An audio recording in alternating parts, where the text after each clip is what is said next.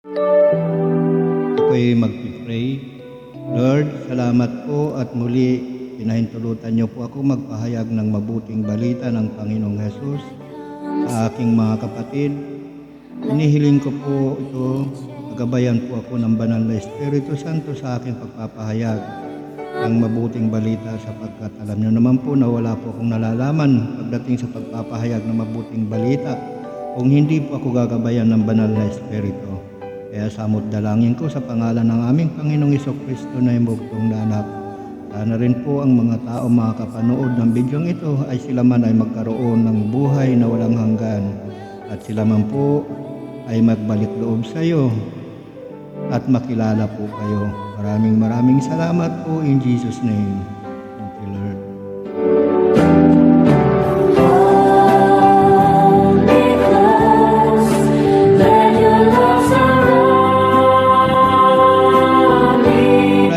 And sisters, ang mabuting balita ayon kay Mateo, chapter 10, verse 1 hanggang 42. Mga tagubilin sa 12 alagad, kaugnay ng kanilang misyon. Inipon ng Panginoong Hesus ang 12 alagad upang bigyan ng kapangyarihang magpalayas ng masasamang espiritu at magpagaling ng may mga karamdaman at magamit nila na hanapin ang mga nawawalang tupa at sa pangangaral tungkol sa nalalapit na paghahari ng Diyos.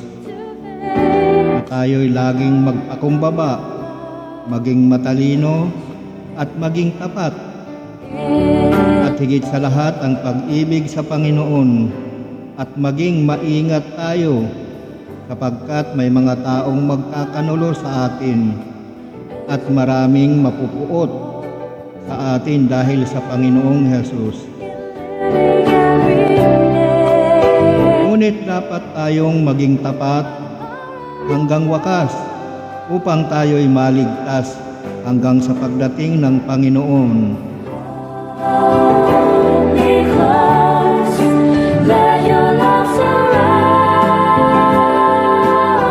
Brother and sisters, huwag kayong matakot sa mga pumapatay ng katawang lupa. Sa halip, ang katakutan ninyo ang nakapapatay ng kaluluwa at katawan sa impyerno. Kaya dapat nating kilalanin at ipagmalaki ang ating Diyos Anak na Panginoong Hesus sa harap ng mga hindi marunong kumilala sa Panginoong Hesus, upang tayo man ay makilala ng Panginoong Hesus sa harap ng Diyos Amang nasa langit. Kaya dapat ibigay natin sa Panginoon ang ating pag-ibig at ang ating buhay upang tayo'y maging karapat-dapat sa Kanya na tumanggap ng mga gantimpala. So, yun po mga brothers and sisters, tutunghayan po natin ito sa Matthew chapter 10 verse 1 hanggang 42.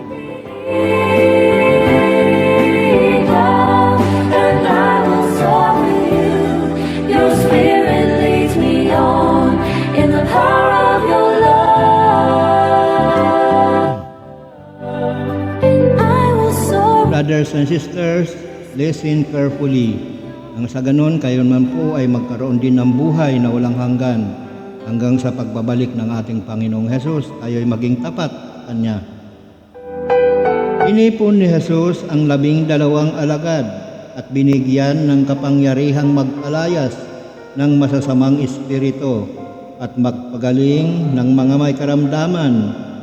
Ito ang pangalan ng 12 apostol, si Simon na tinatawag na Pedro, at si Andres na kanyang kapatid, sina Santiago at Juan na mga anak na Zebedeo, sina Felipe at Bartolome, si Tomas at si Mateo na publikano, si Santiago na anak ni Alfeo at si Tadeo, si Simong Makabayan at si Judas Iscariote. ang magkakanulo kay Jesus. Ang 12 ito sinugo ni Jesus at kanyang pinagbilinan. Huwag kayong pupunta sa lugar ng mga hintel o sa alinmang bayan ng mga Samaritano. Sa halip ay hanapin ninyo ang mga nawawalang tupa ng sambahayan ng Israel. Umayo kayo at ipangaral ninyo na malapit nang maghari ang Diyos. Pagalingin ninyo ang may mga sakit at buhayin ang mga patay. Pagalingin ninyo ang mga kitungin at palayasin ang mga demonyo. Yamang tumanggap kayo ng walang bayad, magbigay naman kayo ng walang bayad. Huwag kayong magdadala ng salapi, maging ginto, pilak o tanso sa inyong mga lukbutan. Huwag din kayong magdala ng supot sa inyong paglalakbay, ni bihisan, pampalit na panyapak o tungkod, kapagkat ang manggagawa ay may karapatan sa kanyang ikabubuhay.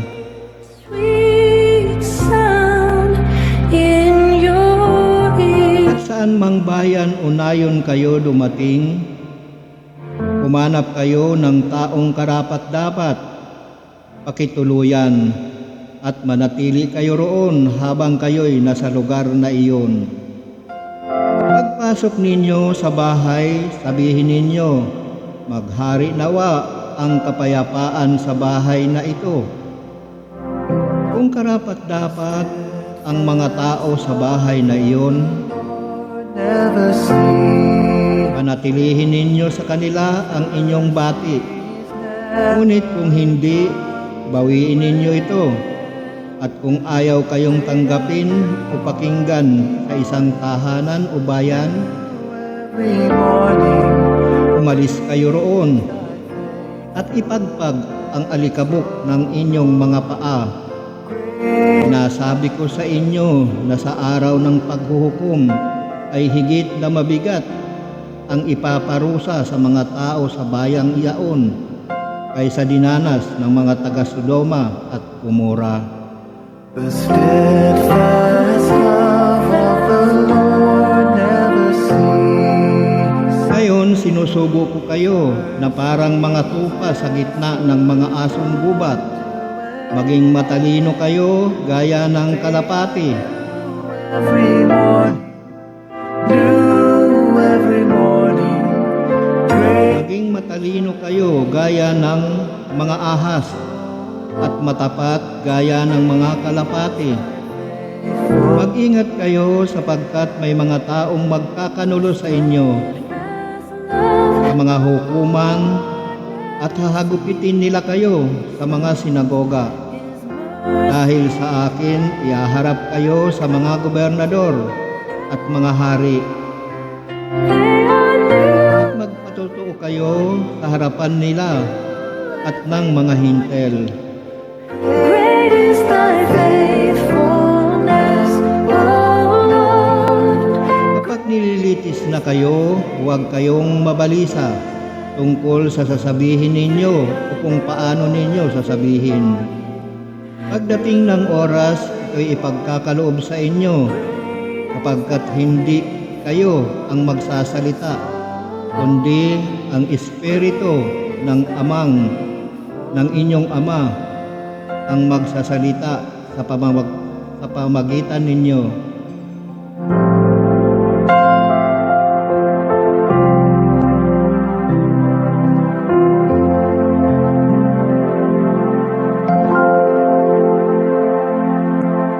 Ipagkakanulo ng kapatid ang kanyang kapatid upang ipapatay. Gayon din ang gagawin ng ama sa kanyang anak. Lalabanan ng mga anak ang kanilang mga magulang at ipapapatay. Still fall the Puputan kayo ng lahat dahil sa akin. ngunit ang manatiling tapat hanggang wakas ang siyang maliligtas. Come bow before Him now. Kapag inusig nila kayo sa isang bayan, tumakas kayo sa kasunod. Sinasabi ko sa inyo, hindi pa ninyo napupuntahan ang lahat ng bayan ng Israel, ay darating na ang Anak ng Tao. For the presence of the Lord, the Holy One. Walang alagad na higit kaysa kanyang guro, at walang aliping higit sa kanyang Panginoon. Masiyahan ang alagad na matulad sa kanyang guro, at ang alipin na matulad sa kanyang Panginoon. Kung ang pinuno ng sambahayan ay tinawag nilang Beelzebul, lalo na nilang aalimurahin ang kanyang mga kasambahay.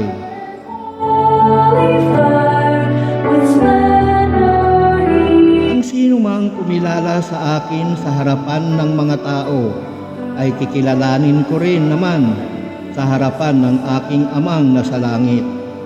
Ngunit ang magtatwa sa akin sa harapan ng mga tao, ay itatatwa ko rin naman sa harapan ng aking Amang nasa langit.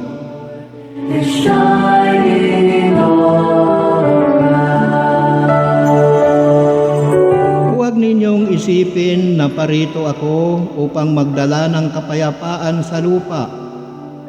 Naparito ako upang magdala ng tabak, hindi kapayapaan, sapagkat naparito ako upang papaglabanin ang anak na lalaki at ang kanyang ama, ang anak na babae at ang kanyang ina, ang manugang na babae at ang kanyang biyenang babae, at ang kaaway ng isang tao'y ang kanya na rin kasambahay.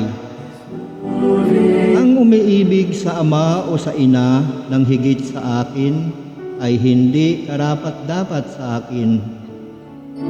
Ang umiibig sa anak na lalaki o babae ng higit sa akin ay hindi karapat-dapat sa akin.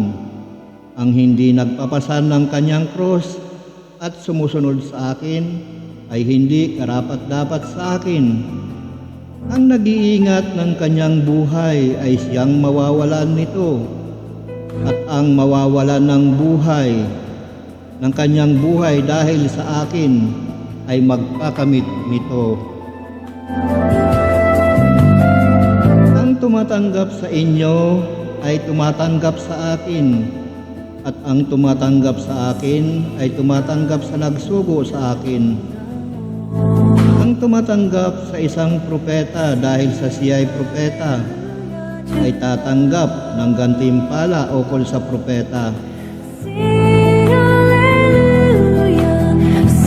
At ang tumatanggap sa isang taong matuwid dahil sa siya'y matuwid ay tatanggap ng gantimpala ukol sa taong matuwid.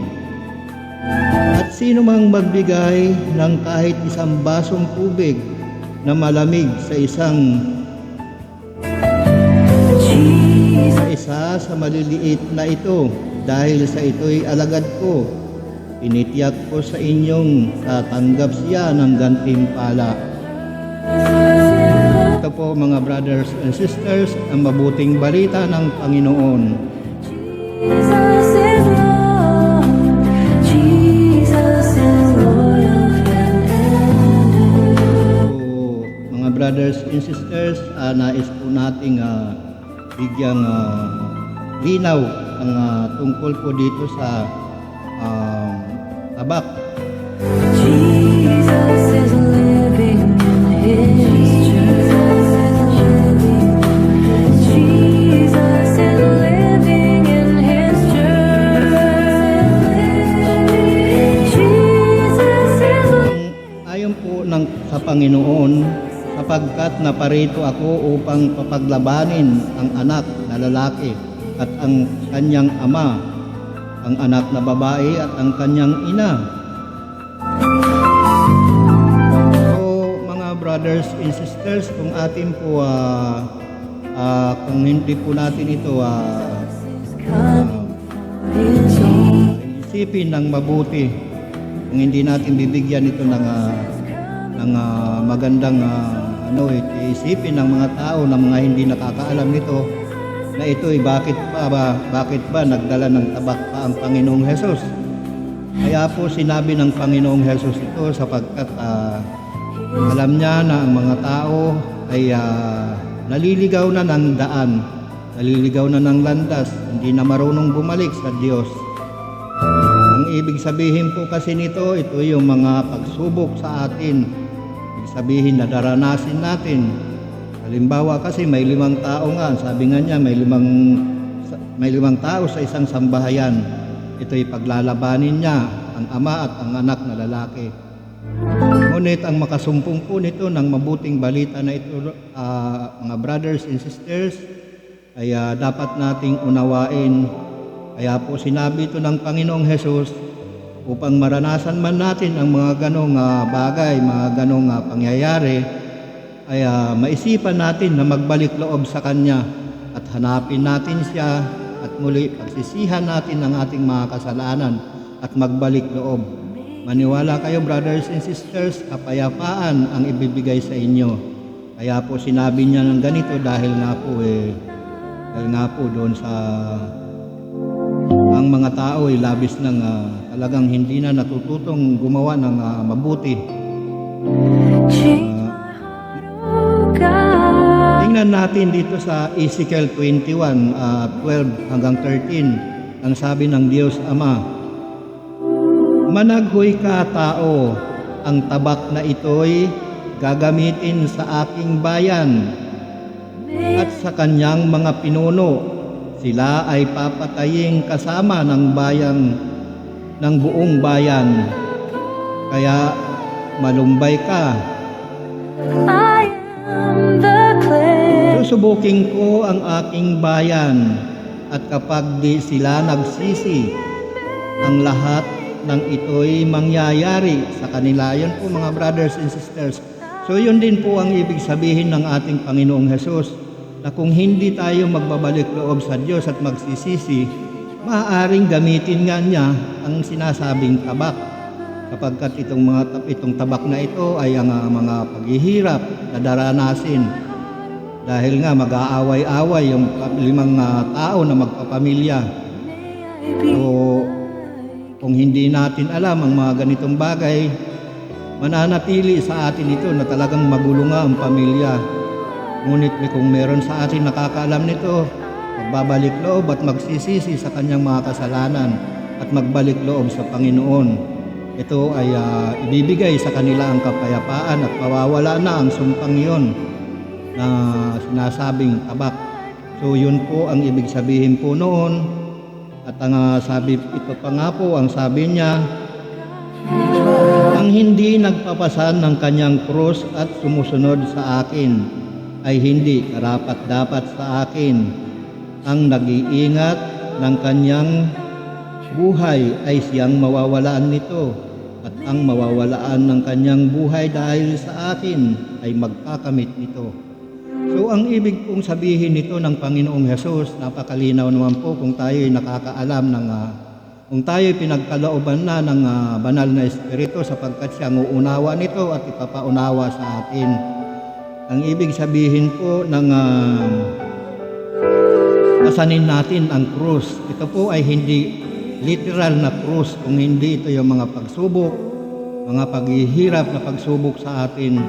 Ngunit kung tayo ay magbabalik loob sa Diyos at magsisisi tayo sa ating mga kasalanan, mga brothers and sisters, yan po ay mawawala. Yan po ang ibig sabihin ng krus. Dapat pasanin natin ang krus natin sa araw-araw. Ito po yung mga pagsubok na dumarating sa ating buhay. Kaya nga lang, pagka nalampasan natin ito ay mawawala at mapapalitan ng kapayapaan. At yung nasusulat naman po dito, ang sinumang nagmamahal sa kanyang anak, babae o lalaki, ang higit sa akin ay hindi karapat-dapat sa akin. So mga brothers and sisters, isa lang po ang ibig sabihin ng ating Panginoon dito, na dapat unahin natin siya bago natin harapin ang ating pamilya. sapagkat pag inuna natin ang Diyos, inuna natin ang Panginoong Hesus, siya mismo ang magbibigay ng proteksyon sa atin. Kaya po ayun po ang ibig sabihin noon na ang umiibig sa anak at sa anak na lalaki at sa anak na babae ng higit sa kanya ay hindi karapat-dapat.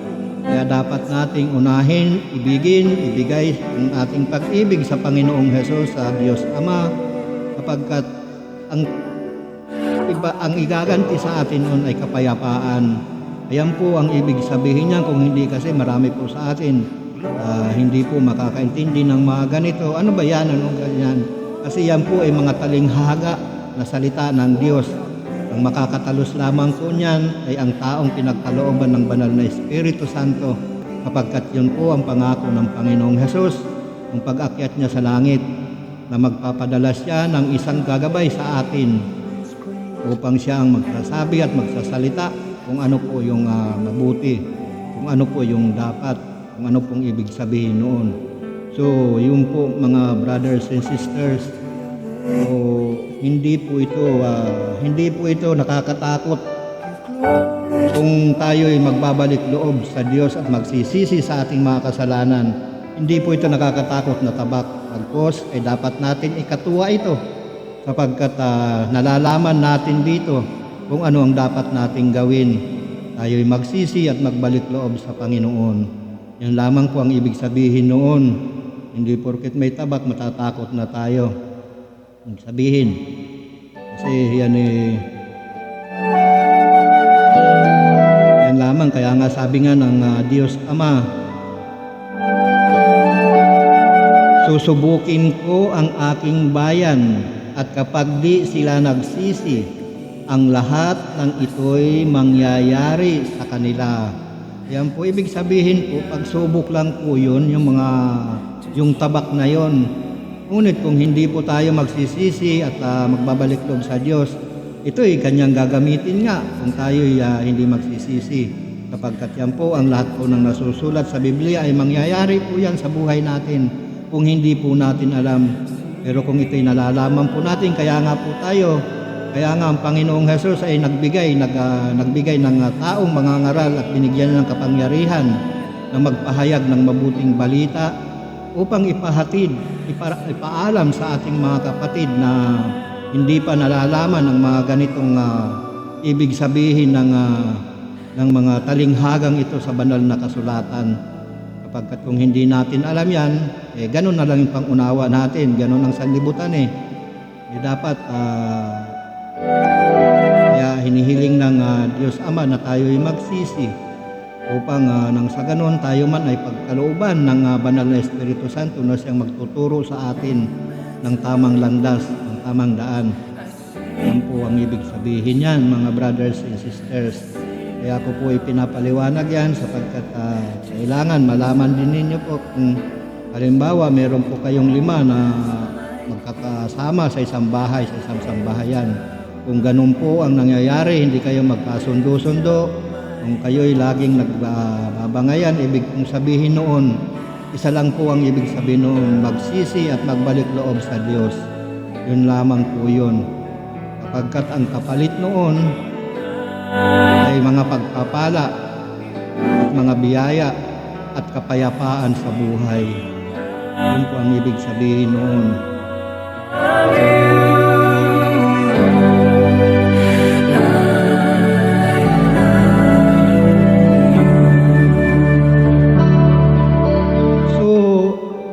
Tunghayan po natin dito sa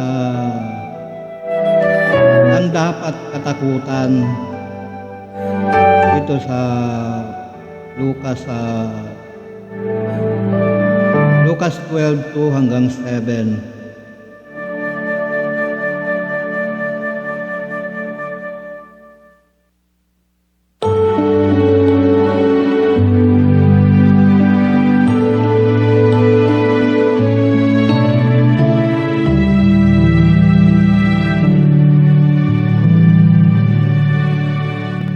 Open our eyes, Lord. We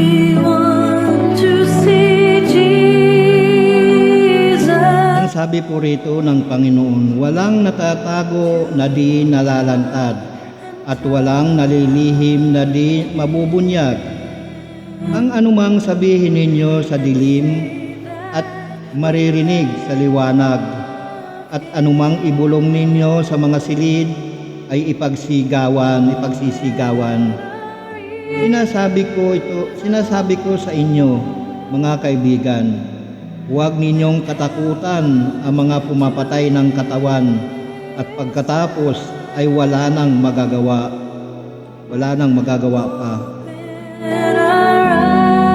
Sasabihin ko sa inyo kung sino ang dapat ninyong katakutan. Katakutan ninyo yaong pagkatapos na pumatay ay may kapangyarihan pang magbulid sa impyerno. Sinasabi ko sa inyo, ang Diyos ang dapat ninyong katakutan. Hindi ba pinagbibili sa halagang 2 pera lamang ang 5 maya? Gayon may kahit isa sa kanila'y hindi pinababayaan ng Diyos, maging ang buhok ninyo'y bilang na lahat. Kaya huwag kayong matakot, higit kayong mahalaga kaysa mga maya.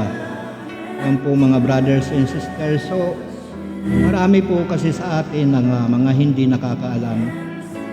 Akala lang po natin kapag tayo ay namatay, hanggang doon na lang tayo. Maaari sa mga taong hindi pa nakakaalam, hindi pa nakapagsisi. Kaya nga po, kung tayo ay nakapagsisi at nakapagbalik loob sa Diyos, dapat tayong matuwa sapagkat ang kamatayan ng taong matuwid ay kapahingahan dito sa mundong ito na puno ng kasalanan, puno ng kasamaan ang mundong ito. So dapat tayong matuwa kung tayo'y kunin na at mawala na dito sa mundong ito. Ang sanlibutan kasi takot na takot mamatay kasi sayang ang sarap sa mundong ito mabuhay. Ngunit kung tayo'y tinawag na ng Diyos, napakahirap kapagkat mahirap masadlak sa mga suliranin sa mundong ito, sa sanlibutan ito. Kaya sinasabi nila, kaya takot na takot sila na mamatay kapagkat hindi nila alam na ang kamatayan ay kapahingahan lamang. Kaya pagdating ng araw ay bibigyan tayo ng buhay muli. Yan ang buhay na walang hanggan sa piling ng Diyos Ama. Yun po mga brothers and sisters, kaya hindi dapat tayo matakot sa mga pumapatay ng katawan sapagkat yun lamang ang magagawa nila. Ang sabi nga po dito sa Lucas, dapat nating katakutan ang Diyos. Matakot tayo na gumawa ng masama sa ating kapatid. Yun po ang ibig sabihin noon, hindi po ibig sabihin na huwag tayong matakot. Matakot tayo. Ang ibig pong sabihin noon, matakot tayo na gumawa ng masama. At matakot tayo sa Diyos sapagkat ang Diyos kapag masama ang ginagawa natin ay siya ang hahatol sa atin. Kaya ang tao sa sanlibutan hanggang doon lang naman yon, mamatay nga yung katawang lupa. Hanggang doon lang, wala nang magagawa. Ang kaluluwa niya ay nakahanda na ang bitag sa kanya. Yan lang yung mga brothers and sisters. Tunghayan natin dito sa Diyos 1 verse 9. Ang sabi ng Diyos Ama, alalahanin mong lagi itong aking tagubilin. Magpakatatag ka at tibayan mo ang iyong loob. Huwag kang matatakot o mawawalan ng pag-asa. Ako si Yahweh, ang iyong Diyos, ay sa iyo saan ka man pumunta. So yun po mga brothers and sisters, wala po tayong dapat ikatakot kung tayo ay taong matuwid.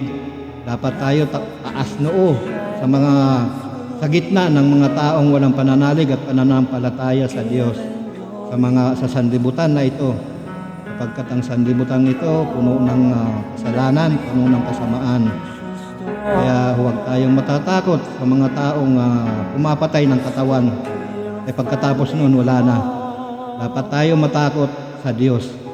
Sapagkat pagka gumawa tayo ng masama sa ating kapwa, ay nakahanda na ang bitag sa atin, ang sibat at ang tabak na siyang pupuksa sa atin.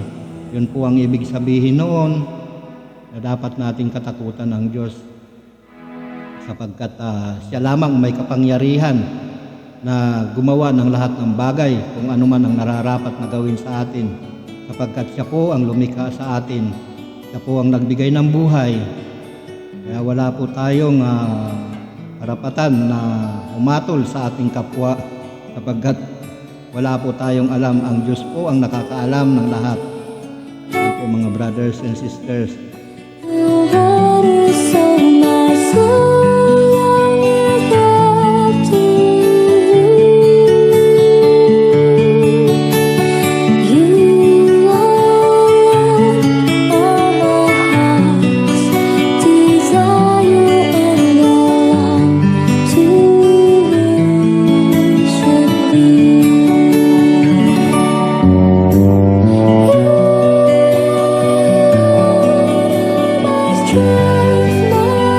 So, tunghayan po natin dito sa Marcos 9, magpakatatag kayo sapagkat kayo'y isasakdal sa hukuman at hahagupitin sa mga sinagoga dahil sa akin.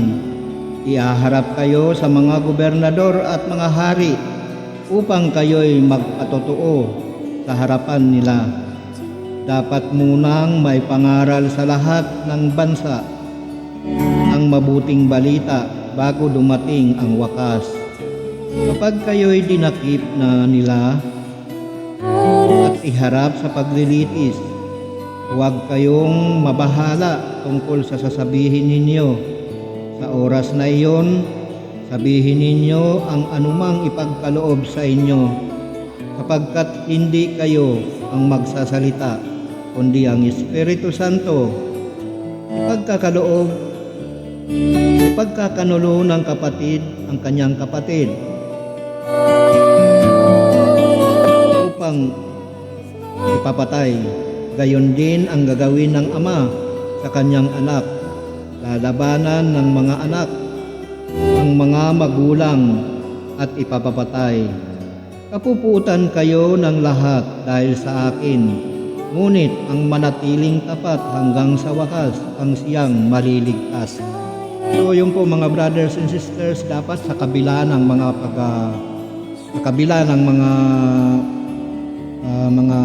pagsubok, sa kabila ng mga pagsubok sa atin sa buhay sa mundong ito, dapat lagi tayong maging matatag, magpakatatag po tayo sapagkat kung hindi po tayo magiging matatag, wala pong mangyayari sa atin. Masisiraan lamang po tayo ng loob kapagkat manghihina tayo.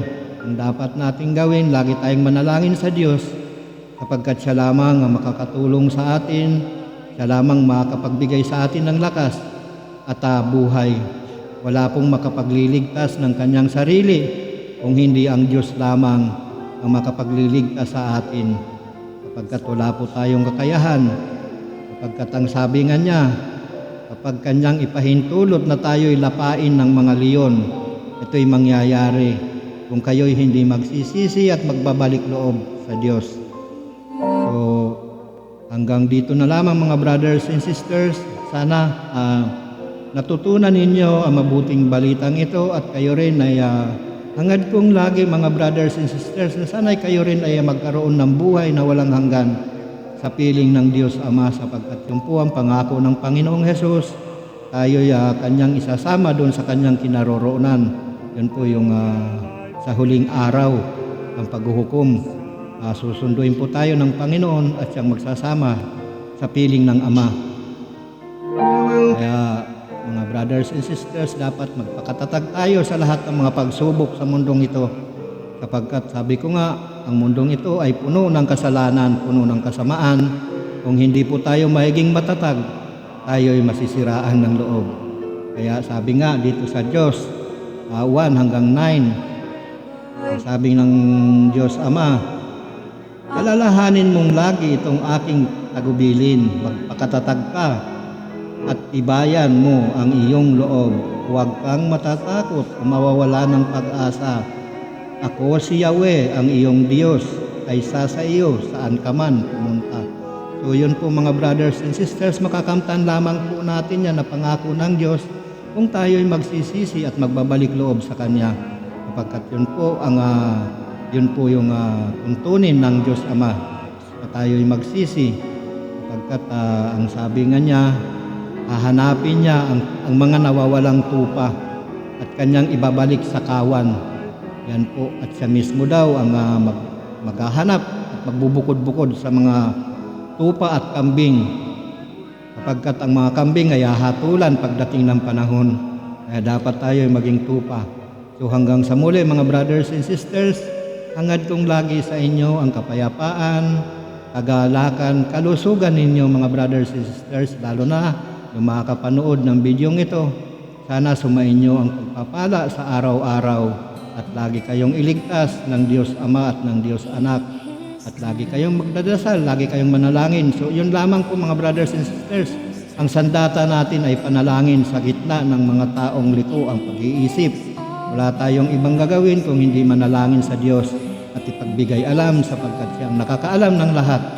So hanggang sa muli, brothers and sisters, God bless you all kung loloobin ng Panginoon na ako'y makapagpahayag muli. Sumainyo ang pagpapala at kapayapaan ng Diyos Ama at ng Diyos Anak at ng Diyos Espiritu Santo. Maraming salamat po. Lord, salamat po sa mabuting balita na iyong ipinagkaloob sa akin. Salamat po sa karunungan na iyong ipinagkaloob sa akin at ang banal na Espiritu na siyang gumabay sa aking pagpapahayag, sapagkat ang sabi ko nga sa inyo, Lord, wala po akong nalalaman at ako po ay isang mangmang at walang nalalaman sa pagpapahayag ng mabuting balita. Ngunit ang pasalamat ko po sa inyo sa pangalan ng aming Panginoong Hesukristo, sapagkat hindi ninyo pinababayaan ang mga taong matuwid. Maraming salamat po in Jesus' name. Thank you, Lord. Thank you, Jesus. In your time.